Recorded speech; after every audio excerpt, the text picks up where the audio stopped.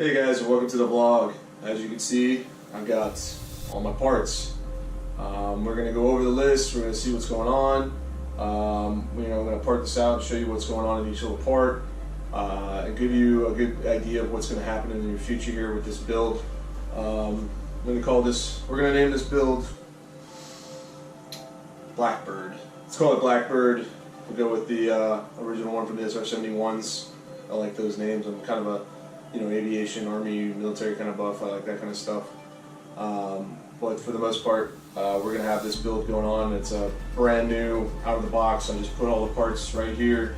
Obviously your main staple right here is our Threadripper.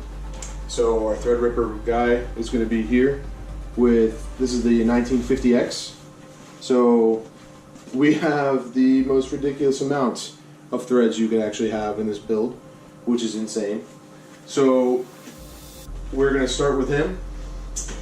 We're also going to have powering this beast the EVGA SuperNOVA 1200 watt power supply. I went with a little bit over because, long story short, later in the life of this build, he's going to be getting a big upgrade and multifaceted, multi-purpose kind of upgrade that I've talked about, maybe not on here before, but with some other friends. This thing is a beast, by the way. This thing's heavy as shit. It's gonna be needed once we start adding some more video cards, some more hard drives, some more RAM, and everything. And speaking of that, we're gonna be using the NVMe 960 Pro from Samsung. These guys have insane build quality, especially from the fact that I remember talking about this with a couple friends of mine that are probably watching this actually, that you get a huge performance bump in these. Now I have in my current build, it's a Samsung 850 Pro, I believe, or an Evo might be, I'm actually not sure. And that's a 500 gig hard drive, this is 512 as well. And that thing gets, I think it's 500 to 600 megabytes read write, somewhere around there. These little bad boys, which is the 950 Pro, or the 850 Pro or Evo, is about the size of this whole box, and this NVMe drive is about the size of my friggin' index finger, and it has about 7 times the bandwidth and speed from the SATA SSD drives. The reason for that being, this input from the NVMe is a PCIe 4 times slot essentially. And it takes up 4 PCI lanes, and that's an insane amount of bandwidth to have for a hard drive in general. SATA doesn't even come close to that, so that's where we're going with that. And then there's 4 of your PCI lanes out of the 64 that are in the Threadripper 1950X. The next up we'll have on the RAM side, I went with the Trident Z RGB. They are 3200 frequency RAM. I've never used these before. And to be honest with you, G.Skill I had in my original build back when I was like 15, 16, maybe around there. And they were nothing back then. They were like the weird brand that nobody else wanted to use. They came in these funky little heat sinks. I think mine were blue. I think they were like a pastel blue or something. And even then, that was my AMD build back then. It was an AMD Athlon the 6400 X2 or something like that. I mean, actually, I think I talked about it in my other video. It's my NAS drive. If you remember seeing those heatsinks in that video, you can go check them out here. The other side of this is that I got these at an insane discount for what they were. I guess I can go to that a little bit right now. Is that one point that I made? I built this whole computer in my mind and put it on wish lists on Newegg and Amazon and stuff like that in like July, September-ish of this last year in 2017. My main plan was that I was going to wait until the Thanksgiving and Christmas holidays to get some get some deep discounts, which I did. And at the end of these videos, which these will all be a multi-part video for this build blog, and at the end I'm going to show what I put it on my list at for when I could have bought it right then to what I got it for during the Thanksgiving holiday. And this was a big showstopper because it kind of defied physics in the way it worked. These are actually even the 14 clock, so they're the lowest clock you can get at the 3200 speed. And originally I was going to do a full water cool block. So I was going to do GPU, CPU, RAM, and the loop would be that. But I kind of got into the RGB spirit, and I saw these, and I was like, you know what, I'm going to try them out. And honestly, if I really want to, I can actually take these off and put a liquid cooling block on it later. The only problem with that is that, as you can see behind me, I have my rigid tubing. So I'm delving into the PETG rigid tubing world, to which I have not done. So this is going to be an interesting step for me. I've always done soft tubing builds, and the last build I had actually wasn't even, it was soft tubing, but it was an all-in-one. So I haven't done an actual full custom loop in a long time. And to boot, I haven't done a hard tube one ever. So this vlog's going to be interesting, especially that video when it comes up. I'm going to just go through it, show you all the pitfalls and how to kind of get there. I've got some kits that will help me out to make everything smooth and bend the correct way. And obviously the only thing that actually is missing from this right now is the heat gun, which I'll need in a later section for the PETG tubing. I went with a Gigabyte Waterforce 1080 Ti with a built-in water block. And I say built-in, but I say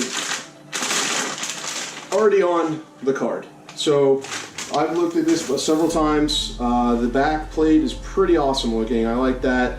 And you got to remember, essentially, you're going to be looking at the card like this when it's in the system. I briefly thought about doing a vert mount, which would make it look like this from the side, which is kind of a cool look. It has their little eagle logo. It kind of looks like an eagle making a fist, in my opinion. But I kind of went away from that just because the second part of the build that is going to happen, I'm going to add another one of these in, and I didn't want to have to worry about buying some crazy bracket system that makes them vertical, because honestly, they don't really make them for every case, and I don't have it for this case. The only complaint that I've seen about this card, which why the specs are amazing, by the way, it clocks over 1700 on normal settings, so I can only imagine when I'm going to get to it with water cooling. I have seen some people get the memory clock into the 2100 range, so I don't see this bottlenecking at any given point. Aside from the fact that one thing that was ever pointed out is that I would basically have to get another one of these cards if I wanted to put it in slide, because unless the photo I've seen and the information in the forum that I've seen from it, and they fixed this, is that this block, this connector block here, isn't the same dimensions as normal other water cooling blocks, whereas these holes are off, and actually not even these, but these, if we get in there, the connecting holes in the plexi there are off from a center, so you couldn't take this off and put on a different connector to make it a little bit easier on you to connect a different card. I haven't tested that.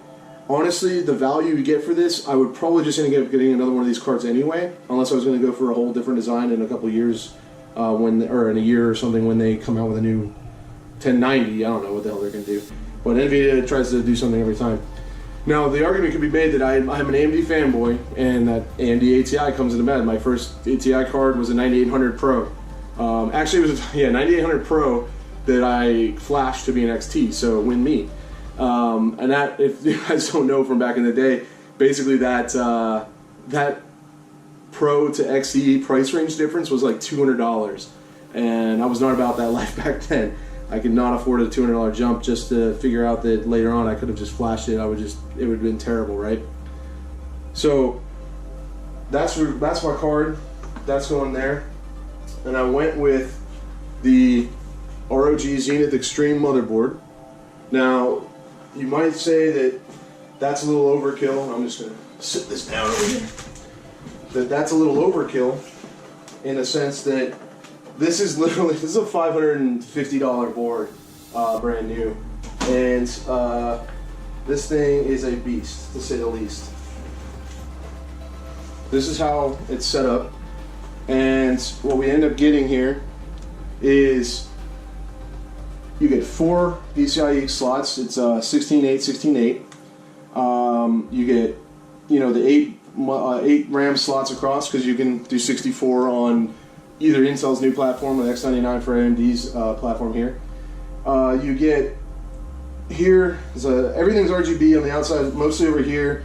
the plate here is RGB loaded on the edge, and this is actually where your NVM2 drive lies. And you know, it has a readout for CPU and all that stuff. This board is insane. It really is. It's high quality. All of these PCI things are reinforced on each side with metal. The only reason I got this was because exactly on sale on the trend was that this was the same price as the one below it, which was the Strix board.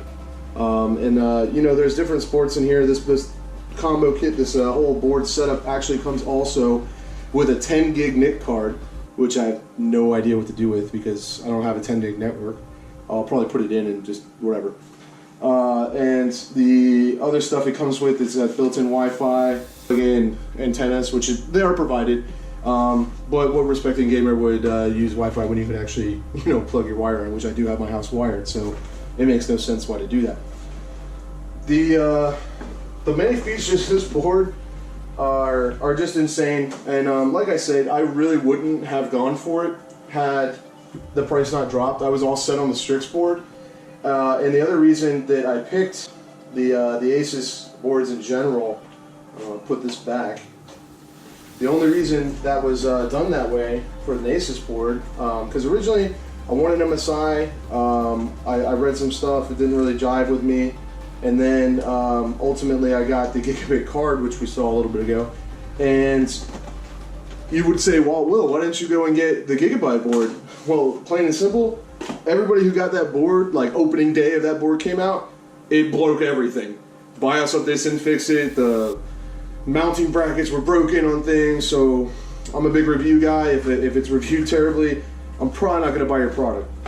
What we're going to go in here and see is that one of the reasons I went with Asus boards, basically from my water cooling build, was because Asus made a full water block from EK. This water block is going to cover everything on the board that needs to be cooled right like that.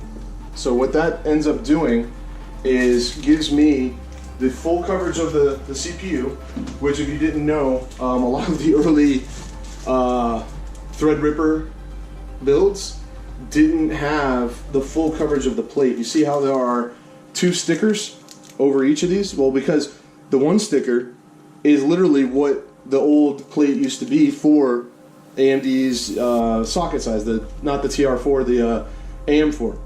So they actually have to have two stickers here. And if you've seen the videos of how the architecture works, it has the two different die, and there's four technically spots, but there's two die like that. So you want to have as much coverage as possible.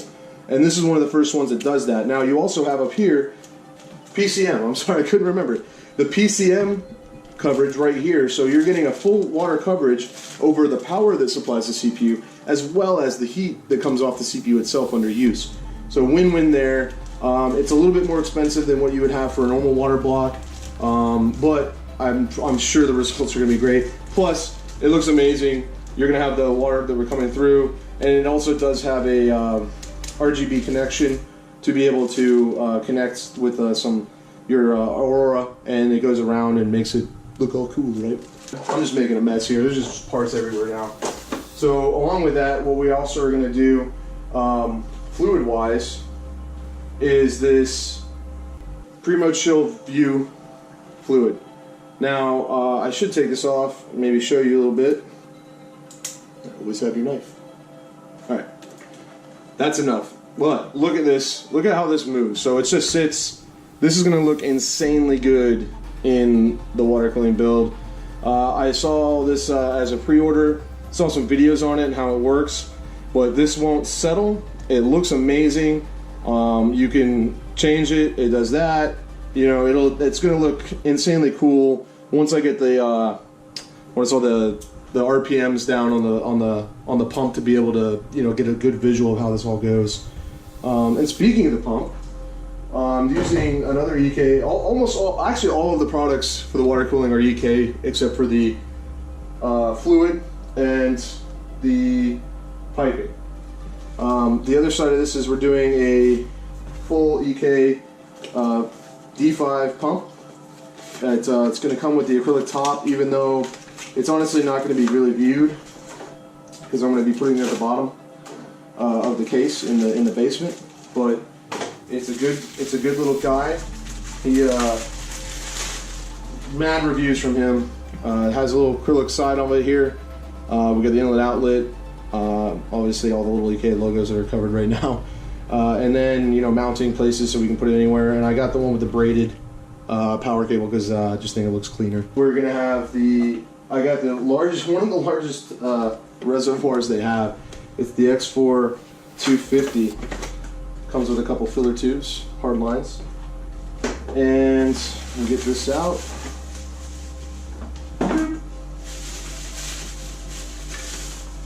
And as you can see, this thing is massive. So I haven't got out of the case yet. It's a Corsair 900D. If you haven't read about any of those, you're gonna find out the pitfalls and the big things about this guy. But it's plainly, you know, if we put this up to scale, it's gonna make a nice big, you know, impression on anybody who's there. Plus, it's gonna show off that Primochill fluid really, really well. It's got a whole bunch of fill ports, so it's got even these are the quarters, and I think it gets a 5/8 right there, as well as 4 more 5/8 or 3/4 on the bottom, and also one off the side for maybe a fill port or a drain port that I will be incorporating in general. So, wind mode here. This is great. It's crystal clear. It actually comes, if I find it, it actually comes with a LED strip, a white LED strip to go behind it specifically, so that you can see the fluid better. And I'm already gonna plan on putting some LEDs in there. I haven't really decided 100% on what's going on there, but this is gonna be the first step because you wanna see the fluid. These are the PE versions of EK's radiators, and they are in fact 480s, because why not, right? I have gone through all the ideas of how to do the build and all that stuff, and as my future needs would go up, even though a 480 rad is insane for cooling because the dispersion just doesn't, it's a long story about dispersion, it doesn't matter, but I wanted this build to be as over the top as it pretty much possibly could. These radiators are really good build quality. They are, just look at all that space, just insane space here. You got 2 ports on the side here, and as you can see, I have 2. So why do I need 2? Because I'm insane. We're gonna have one 480 on the bottom, mounted like this. Actually, reversed. It's gonna be mounted like this, take it in, and then I'm also gonna have another 480 on the top, doing that, going from the bottom or from the top, but filling in from the bottom here. So that's one of the reasons why 900D is very good.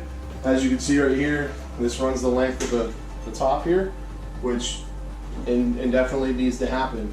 So we're gonna have some crazy dispersion of heat. And honestly, like I said, it's overkill. There's no reason for us to need this kind of dispersion unless we were running like 4 GPUs, 2 Xeon server processors, like 64 gigs of RAM, and all VRM heats, everything crazy, hard drives. I don't even know what you would do, but you don't need this much. Honestly, you can probably get away with one of these. A lot of people do 2 360s, or they do a 360 and 480, or even 240s. Because honestly, you can get away with doing a 240 on a Threadripper. I've seen them run all right with regards to the heat that they get off, and then you know, another 240 for your graphic card or graphic cards. But obviously, they run graphic cards run a little hotter. So what you want is probably more like a 360 at least on a graphic card. And we're going to go into the whole loop build and everything in the next video and stuff like that. But for right now, this is what we're going to have. And I don't have them right in front of me right here, but all of the fittings will be, well, you know what? Let me just go grab them. All right, I have a couple here that I've noted. One of them is the ball joint that's going to be for the closed valve, not for the closed valve, this is a closed valve, for the drain port. So this is going to be the drain port. It's going to go in on one side, and then as you can see, it just opens straight through and then close. Very easy to drain the spool after that. I have a couple of these. These are just some 90-degree angled fittings. They'll go in. I might use them, I might not. I got them for some tight areas just in case, maybe in the basement for the most part. But honestly, I'm going to try to make the whole water cooled bend natural curves with the pipe and see how that goes. But for all intents and purposes, this is the build. We're going to have a lot of videos to go over different aspects of it. This is the part out video, so everything that we're going to be putting in. And then after that, we should be starting the build of the actual dry fitting and stuff like that.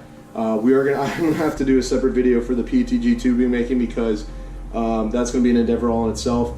And I would not be surprised if I have to order more tubing because I've ruined some.